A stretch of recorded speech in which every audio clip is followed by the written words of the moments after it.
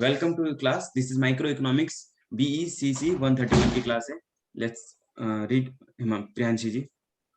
However, whatever its nature, every economy has to solve the basic problem of scarcity of means in relation to the ever increasing and varied wants.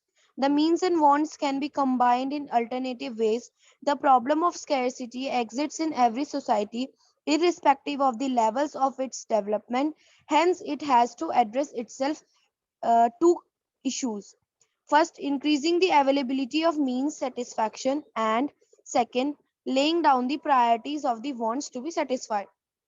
However, whatever its nature, वो कह रहे हैं कि इसका कोई भी nature हो, लेकिन जो हर एक इकोनॉमी है उसको एक जो बेसिक प्रॉब्लम है उसको सॉल्व करना ही होता है. प्रॉब्लम किसकी होती है? वो स्कैरसिटी ऑफ मींस की in relation to the ever increasing and varied wants. उसको एक बेसिक प्रॉब्लम सॉल्व करनी होती है, क्योंकि जो हमारे वांट्स है वो हमारे इंक्रीज होते जा रहे हैं. उसके लिए हमें जो प्रॉब्लम है वो सॉल्व करनी ही पड़ती है, चाहे कोई भी इकोनॉमी हो. The means and wants can be combined in alternative uses. जो हमारे मीन्स है और जो हमारे वांट्स है उनको हम एक कंबाइन कर सकते हैं और उनको हम अल्टरनेटिव यूजेस के लिए यूज कर सकते हैं, अल्टरनेटिव वेज के लिए यूज कर सकते हैं. अल्टरनेटिव मतलब होता है जब हम एक या दो तरीके से उन सब चीजों को यूज करते हैं. The problem of scarcity exists in every society. जो स्कैरसिटी की हमारी जो प्रॉब्लम है, जो हमारी कमी पड़ जाती है रिसोर्सेज वगैरह की, वो हर सोसाइटी में एग्जिस्ट करती है. हर सोसाइटी में है वो. कोई भी ऐसी सोसाइटी नहीं है जिसमें हमारी स्कैरसिटी की प्रॉब्लम नहीं होगी, irrespective of the levels of its development. या अगर उसमें हमारे जो डेवलपमेंट के लेवल्स है उनमें कमी है, वो डेवलप नहीं हुए हैं. Hence it has to address itself to two issues. इसलिए इसको हमें एड्रेस, इसलिए ये अपने आप को एड्रेस करती है दो इशू में.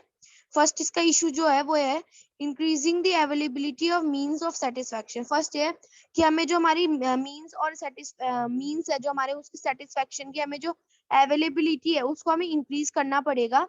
और सेकंड है laying down the priorities of the wants to be satisfy. और हमें अपनी जो प्रायोरिटीज है उनको हमें कम करना पड़ेगा. हमें जो अपने वांट्स को सेटिस्फाई करना है उनकी जो हमारी प्रायोरिटीज है उनको थोड़ा हमें कम करना पड़ेगा. तब हमारी जो स्कैरसिटी की प्रॉब्लम है वो सॉल्व हो पाएगी.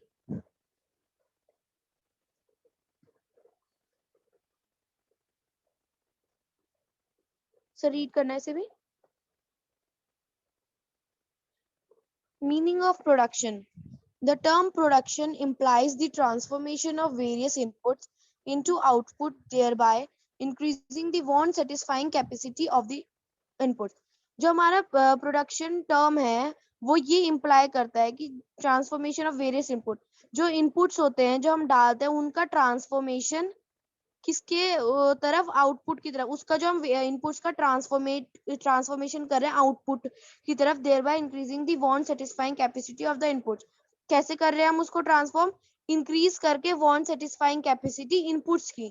जो हम इनपुट्स थे उनकी कैपेसिटी को हम इंक्रीज करके उसको आउटपुट में कन्वर्ट कर रहे हैं, ट्रांसफॉर्म कर रहे हैं.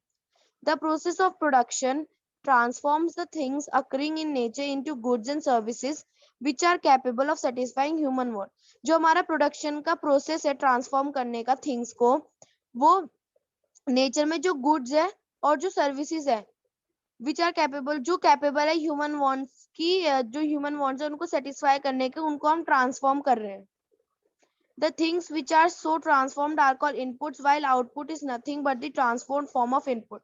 जो हमारी थिंग्स है जिनको हम ट्रांसफॉर्म्ड कर रहे हैं उनको हम इनपुट्स कहते हैं. और जो आउटपुट्स है वो कुछ नहीं है, बस क्या है, एक ट्रांसफॉर्म फॉर्म है इनपुट का. जब हमने इनपुट को ट्रांसफॉर्म कर दिया तो उससे जो भी चीज बनी वो हमारा आउटपुट कहलाता है. और वो आउटपुट क्या बना? गुड्स और सर्विसेज जो हमारी थी वो हमारी आउटपुट बन गई. This involve some human effort both physical and intellectual. जो ये हमारा प्रोसेस है इसको हमें ट्रांसफॉर्म करने के लिए इसके अंदर क्या लगता है? जो ह्यूमन का एफर्ट है वो लगते हैं. और वो एफर्ट क्या क्या है? फिजिकल भी है और इंटेलेक्चुअल भी है. मतलब हमें अपने पूरी हाथों पैरों का भी इस्तेमाल करना पड़ता है, फिजिकल का भी इस्तेमाल करता है और अपने दिमाग वगैरह का भी इस्तेमाल करना पड़ता है. The transformation may be physical, a different appearance which enhances want satisfying capacity, spatial, relocate or transfer the things from one place to another to make them available to the end users. हमारा जो transformation है वो physical भी हो सकता है, जिसे appearance जो अलग अलग एनहेंसेस होती है, या स्पेशियल हो सकता है जो ट्रांसफर करता है एक चीज को एक जगह से दूसरी जगह पे उनको अवेलेबल करवाने के लिए रिसोर्सेज को, और इंटरटेम्पोरल भी हो सकता है, उसको हम प्रिजर्व करके भी रख सकते हैं चीजों को। A particular transformation is production if the one satisfying capacity of the output, also called product, is more than of input used. जो हमारी जो एक हमारा ट्रांसफॉर्मेशन है उसे हम इस प्रोडक्शन, वो प्रोडक्शन है हमारा जो हम ट्रांसफॉर्म कर रहे हैं, वो एक प्रोडक्शन के अंदर आता है। जो हमारी वांट सेटिस्फाइंग कैपेसिटी है आउटपुट की, जो हमें आउटपुट चाहिए है अपने लिए, वो क्या है, ज्यादा है इनपुट से, जो हम यूज कर रहे हैं, जो हम इनपुट्स यूज कर रहे हैं उससे ज्यादा है, वो वांट सेटिस्फाइंग कैपेसिटी हमारी। To put it differently, production is nothing but the creation of utility. जो हमारा प्रोडक्शन है वो कुछ नहीं है, बस क्या है, हमारी जो हमने क्रिएट किया है, जो हमने ट्रांसफॉर्म करके जो बनाई है चीज, उसकी यूटिलिटी है, जो हम यूज कर रहे हैं उसकी यूटिलिटी है वो। जी थैंक यू प्रियांशी जी। अभी हम वेलकम। आगे बढ़ते हैं। Central problem of an economy. Any other students यहाँ पे कोई और रीड करना चाहते हैं? They can simply raise their hand.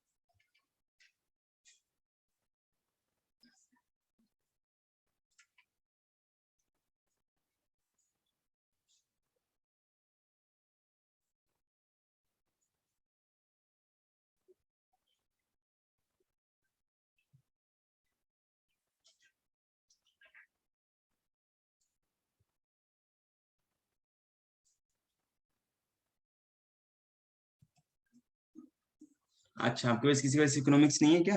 चलिए मैं पढ़ता हूँ इसको। Central problems of an economy. Because of the scarcity of resources, every economy is faced with certain basic fundamental problems. तो अब यहाँ पे आप समझ सकते हैं कि जो बेसिक रिसोर्सेज क्या है, हमारे स्केर्स हैं। जब रिसोर्सेज हमारे कम हैं तो किसी भी economy, resource every economy faced with certain basic fundamental problem. तो सबके साथ एक फंडामेंटल प्रॉब्लम है, सबके साथ बेसिक प्रॉब्लम है, वो है try to solve within the socio economic framework. The central problem क्या है उसको हम यहाँ पे पढ़ेंगे, जो सॉल्व करना चाहते हैं, चाहे वो सोशियो, चाहे इकोनॉमिक्स हो, चाहे वो कैपिटल इकोनॉमिक्स हो, कोई भी इकोनॉमिक हो, वहां पर वो तीन प्रॉब्लम होती हैं due to scarcity of resources. तो क्या है व्हाट टू प्रोड्यूस। तो व्हाट टू प्रोड्यूस से आप क्या समझते हैं, क्या प्रोड्यूस करें, है ना? अगर आप इसको रिलेट करें घर में, तो क्या पकाएं, आज घर में खाना क्या पकाएं, तो ये एक प्रॉब्लम है कि व्हाट टू प्रोड्यूस, क्योंकि हमारे पास रिसोर्स लिमिटेड है, हम उससे कोई चीज लिमिट चीज ही प्रोडक्शन कर सकते हैं। अभी जैसे यहाँ पे प्रियांशी जी ने बहुत अच्छा एक्सप्लेन किया कि प्रोडक्शन क्या है।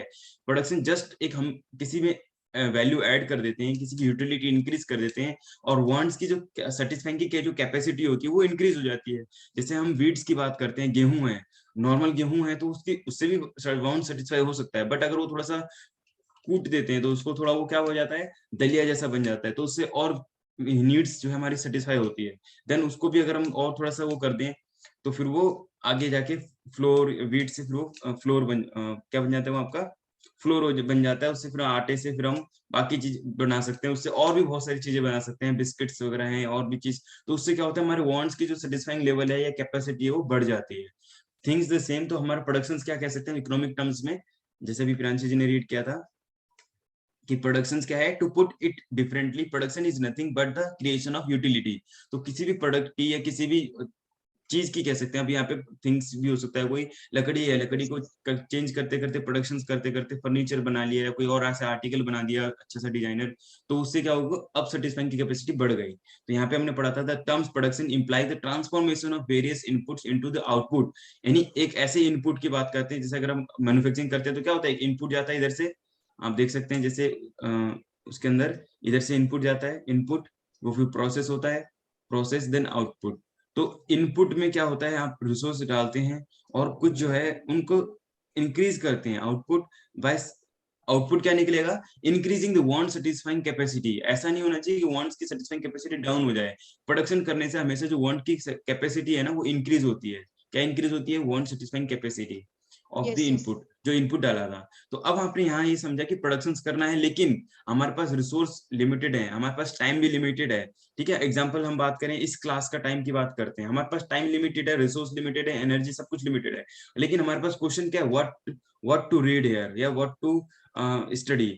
अगर हम बात करें, जैसे आपके पास भी करियर एक ही है, लाइफ एक ही है आपके पास, और आप ही को एक करियर सेलेक्ट करना है और अच्छे से पढ़ना है। आपने एक कोई सेलेक्ट किया, किसी ने बीए चूज किया, किसी ने बीकॉम सेलेक्ट किया, ठीक है, और आपने अपनी एक लिमिटेड टाइम पीरियड है, लिमिटेड रिसोर्स, पेरेंट्स आपको बार बार फीस भी नहीं देंगे कि देखो आप कर लो, तो उसी टाइम में आपने क्या चूज करना है, व्हाट टू स्टडी या फिर व्हाट टू प्रोड्यूस।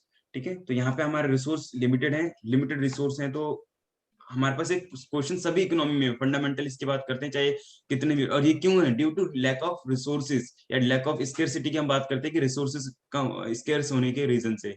अगर हमारे पास अनलिमिटेड टाइम होता, मान लो मैं ये भी कर रहा हूँ, फिर वापिस से रिवर्स में ये भी कर लेता हूँ, पेरेंट्स के पास बहुत सारा पैसा है, बीए बीकॉम बीबीए कोई भी चीज करा सकते हैं, तो फिर तो चीज एप्लीकेबल ही नहीं होती। लेकिन हम इकोनॉमी की बात करते हैं, चाहे कोई भी पर्सन हो या कोई भी इकोनॉमी हो, सबके साथ ये प्रॉब्लम होती है। इवन जैसे यूएसए चाइना जैसी जो स्ट्रॉन्ग इकोनॉमी है जिनकी, उनके साथ भी प्रॉब्लम रहती है।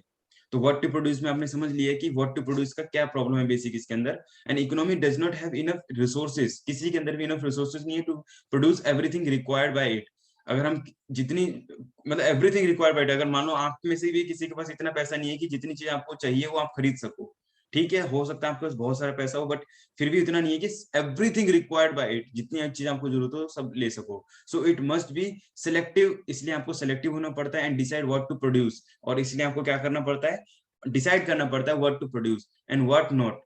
जैसे अभी हमने क्लास में डिस्कस किया था कि हमें कौन सी क्लास करनी चाहिए, कौन सी क्लास नहीं करनी चाहिए, तो बीकॉम के स्टूडेंट के साथ हमने डिस्कस किया, तो स्टूडेंट ने डिस्कशन करके एक कंक्लूजन निकाला कि बिजनेस ऑर्गेनाइजेशन एंड मैनेजमेंट हम सेल्फ स्टडी कर लेंगे। ऐसे ऐसे दो एक सब्जेक्ट और बताया उन्होंने कि हम इसको सेल्फ स्टडी कर लेंगे, आप हमें बिजनेस लॉ, फाइनेंस अकाउंटिंग और दो एक सब्जेक्ट और जो है उनको करा दीजिए। तो हमने उनको कराया है, ठीक है। इस तरीके से हमने क्या है, सिलेक्टिव होना पड़ता है। सिलेक्टिव होने का मतलब है कि हमें डिसीजन लेना पड़ता है what to produce and what not to produce. When some goods are not produce, जब कोई गुड्स नहीं प्रोड्यूस किए जाएंगे, some wants of the society remains unsatisfied. Obviously अगर आप कोई गुड्स नहीं प्रोड्यूस करोगे और दूसरे कोई गुड्स प्रोड्यूस करोगे, तो some of the society remains unsatisfied. जैसे हम एक नॉर्मल वर्ड बोलते हैं कि हम हर चीज सबको खुश नहीं रख सकते, ऐसा हमने नॉर्मल सुना होगा या आजकल यूज होता है चीजें।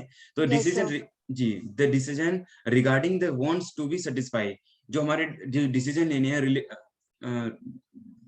the decisions regarding to want to be satisfied and the goods and service to be produce. अब गुड्स एंड सर्विस कौन से प्रोड्यूस किए जाएंगे, आर इंटर रिलेटेड। ये दोनों क्या है, इंटर रिलेटेड है। जो हमारे डिसीजन होंगे कि हम द वांट सेटिस्फाइड, हम किसके वांट को सेटिस्फाई करना चाहते हैं, कौन से गुड्स एंड सर्विस को हम बनाए। फॉर एग्जांपल अगर हम चाइना या फिर किसी इकोनॉमी की बात करें या किसी कंपनी की बात कर लेते हैं, कोई मैन्युफैक्चरिंग कंपनी है ना, वो कुछ पर्टिकुलर सेगमेंट में, मारुति की बात करते हैं, पर्टिकुलर सेगमेंट में एसयूवी या बड़े रेंज की अगर कार बनाएगी तो छोटे रेंज बजट वाले रह जाएंगे, और मान लो छोटे बजट वाले लो बजट इकोनॉमिक चीज बनाएंगे तो लग्जरीज वाले रह जाएंगे, क्योंकि लग्जरीज वाले छोटे यूज नहीं करते, सेंट्रो अल्टो या ये होती हैं वैगन आर वगैरह, उनको चाहिए कम से कम 15-20-30 लाख के ऊपर की, तभी तो ये यहाँ की गाड़ियों को पसंद नहीं करते, क्योंकि ये लोग उनके लिए प्रीमियम क्वालिटी नहीं बना पाते हैं। इसलिए फिर वो क्या करते हैं, बाहर से जाके ऑडी, बीएमडब्ल्यू, मर्सिडीज, जगुआर ये सब चीजें खरीदते हैं, क्योंकि ये लोग नहीं बनाते उनके लिए। बजाज वगैरह क्या कर रहे हैं, हीरो वगैरह नहीं बना रहे, कह रहे नहीं हम तो छोटे बनाएंगे, ठीक है, छोटे बजट की रेंज चीज बनाएंगे। तो इसका मतलब है कि जो प्रॉब्लम है कि हम उनके पास रिसोर्स लिमिटेड है, उसके बाद वो सारे सबके लिए, सभी कस्टमर के लिए नहीं बना सकते, ठीक है। तो ये चीज है। तो यहाँ पे हमने पढ़ लिया, this is called the allocation of productive resources. Allocation बोलते हैं इसको। हमारे पास रिसोर्स है, जैसे किसी के पास 1000 लेबर है, तो उस लेबर को कहाँ कहाँ अलॉट करें। अब मैन्युफैक्चरिंग आवर्स है, मशीन आवर बोल सकते हैं, इलेक्ट्रिसिटी है, तो उसको अलोकेट करने के जो तरीके हैं उसको बोलते हैं अलोकेशन करना। Productive resources, if some of the productions are employed in the productions of product act X. इन्होंने कहा है कि अगर सम रिसोर्स, अगर हम कुछ मान लो एक दो फैक्ट्री को लगा देते हैं कि बिस्कुट पार्ले जी बनाने के लिए, तो फिर दूसरे जो पार्ले के दूसरे बिस्किट हैं, क्रीम बिस्किट या फिर जो चोको बिस्किट है, उसमें वो प्रोडक्ट नहीं बन पाएगा। तो हम यहाँ पे समझ रहे हैं, इसमें लिखा है कि if some factors of production are employed. Factor of production आपको पता होगा, फैक्टर ऑफ प्रोडक्शन मतलब वही लैंड, लेबर, कैपिटल, जो भी रिसोर्सेज होते हैं उनको बोलते हैं employed in production of product x. To that extent, these will no longer be available for the production of product Y।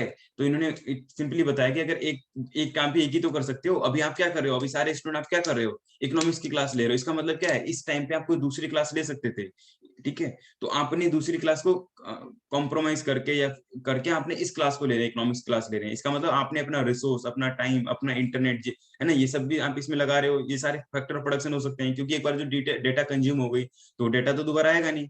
उस डेटा में आपने इस ये वाली क्लास को लिया, फिर आपको दोबारा रिचार्ज करना होगा या फिर दोबारा कोई चीज करनी होगी, मतलब उस डेटा में आप कुछ और कर सकते थे। तो इस तरीके से जो टाइम है, ये भी टाइम आपका, जैसे इस टाइम आप इकोनॉमिक्स की क्लास ले रहे हो, ये चीज हो गई। इसका मतलब प्रोडक्ट वाई आपका छूट रहा है इसमें, ठीक है, will no longer be available for production of production Y. तो आप प्रोडक्ट वाई आपका छूट रहा है इसमें, आपने क्योंकि प्रोडक्ट एक्स चूज किया, फॉर एग्जांपल लिया है यहाँ पे इन्होंने, the problem can be illustrate by the production possibility curve, वहां पे शायद बनाया भी होगा 12th क्लास में, नहीं तो हम इसको यहाँ भी बनाएंगे। ठीक है, अभी हम यहाँ पे इसके साथ क्लास को ओवर करते हैं मैक्रो इकोनॉमिक्स की, इसको हम कल कंटिन्यू करेंगे। इसमें हम पीपीसी कर्व को भी बना के दिखाएंगे कि एक्स और प्रोडक्ट वाई के बीच में कैसे हम इसको इंटर रिलेट, जैसे इन्होंने बताया, उसको इंटर रिलेट करके देखेंगे, और उसको आगे हम कल क्लास में कंटिन्यू करेंगे। Thank you for this joining this class, और इस क्लास से रिलेटेड जो भी कमेंट है आप इसको कमेंट में लिख सकते हैं।